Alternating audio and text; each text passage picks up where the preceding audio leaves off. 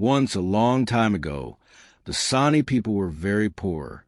When it rained, they caught the rain in buckets and drank the water.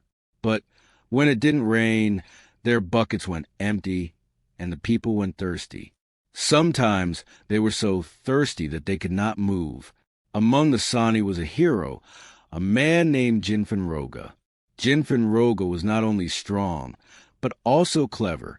He had never lost a fight, and he had never lost an argument either. One day, after a long period of hot, dry weather, Jinfenroga looked at the empty buckets and said, "My people, we cannot go on waiting for the rain like this. If the water will not come to us, then I will bring it to us." So Jinfenroga waited for night and then set off. First, he went to the caves, where strange spirits lived. He went quietly inside, because the spirits were sleeping and stole two valuable objects, the mountain-moving order and the mountain-herding whip. The spirits used these to hide from the Sani. When the Sani came near, the spirits would move the mountains so that the Sani could not see them, and when the Sani left, the spirits would return the mountains to their usual places. But Jinfenroga did not plan on using the magic objects for that. Instead, he walked to a place with many long, tall mountains. He held up the mountain-moving order and began to read it. Jinfenroga was one of the few in the Sani who knew how to read, and he knew how powerful reading could be. Tick-a-tack-tack, Eric, Eric, Mon teeny don teeny still I willy. Hilzo wilzo movayuvu.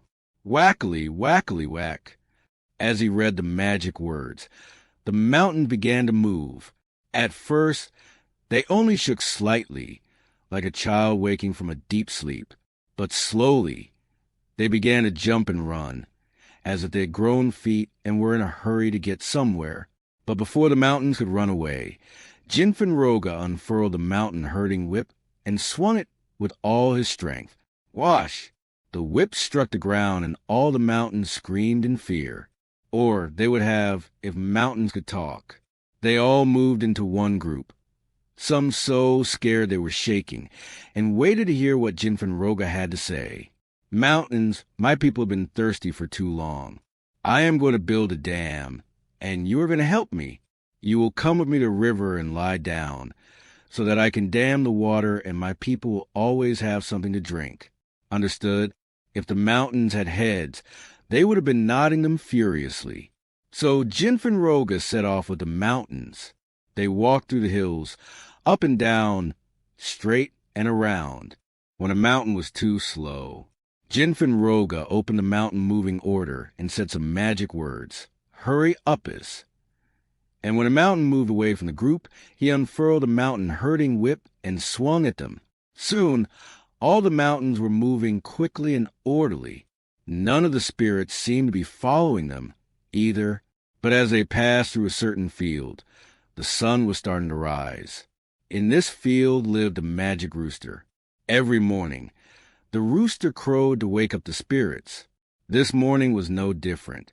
The magic rooster held his head high and crowed loudly. The mountains, hearing this, were so surprised that they froze in place. Jinfenroga tried reading from the mountain-moving order, lazy, lazy, lackadaisy, and he unfurled and swung the mountain-herding whip a dozen times, but it was no use. The mountains were well and truly frozen. And that is why today, in a certain area of Yunnan province, you will not find a dam, but a stone forest. In the morning, you will hear the crow of a rooster, loud and impossible to miss, and if you listen closely, you might even hear Jinfenroga shouting at the stones and swinging his whip.